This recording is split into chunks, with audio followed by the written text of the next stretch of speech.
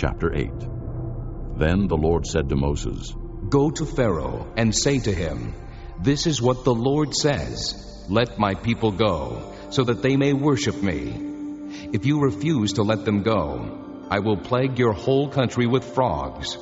The Nile will teem with frogs. They will come up into your palace and your bedroom and onto your bed, into the houses of your officials and on your people, and into your ovens and kneading troughs. The frogs will go up on you and your people and all your officials.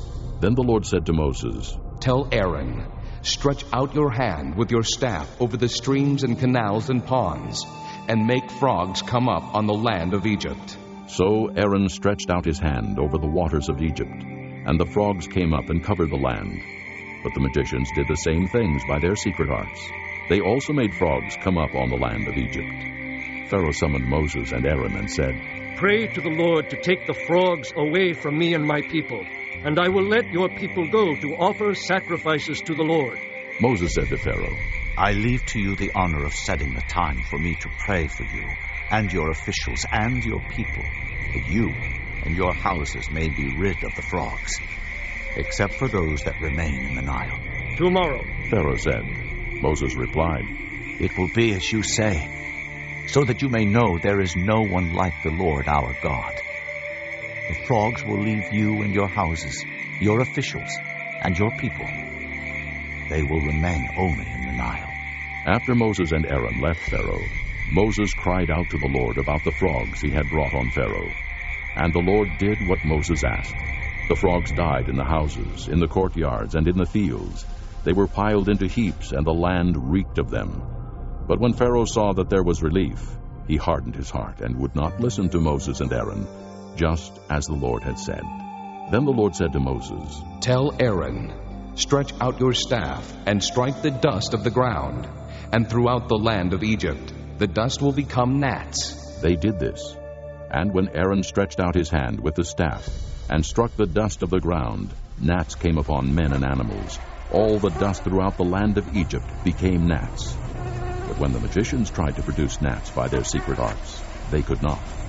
And the gnats were on men and animals. The magician said to Pharaoh, This is the finger of God.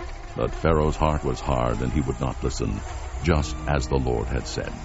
Then the Lord said to Moses, Get up early in the morning and confront Pharaoh as he goes to the water, and say to him, This is what the Lord says, Let my people go, so that they may worship me.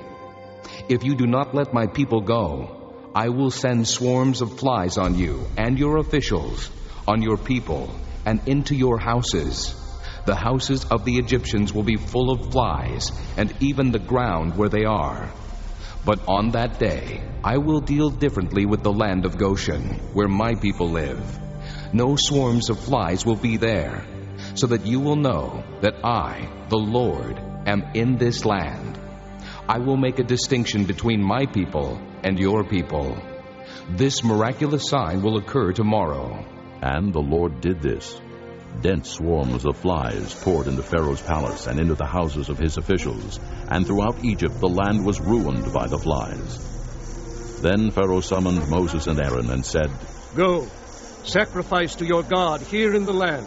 But Moses said, That would not be right. The sacrifices we offer the Lord our God would be detestable to the Egyptians. And if we offer sacrifices that are detestable in their eyes, will they not stone us? We must take a 3-day journey into the desert to offer sacrifices to the Lord our God as he commands us. Pharaoh said, I will let you go to offer sacrifices to the Lord your God in the desert, but you must not go very far. Now pray for me. Moses answered, As soon as I leave you, I will pray to the Lord. And tomorrow the flies will leave Pharaoh and his officials and his people. Only be sure that Pharaoh does not act deceitfully again by not letting the people go to offer sacrifices to the Lord. Then Moses left Pharaoh and prayed to the Lord. And the Lord did what Moses asked. The flies left Pharaoh and his officials and his people.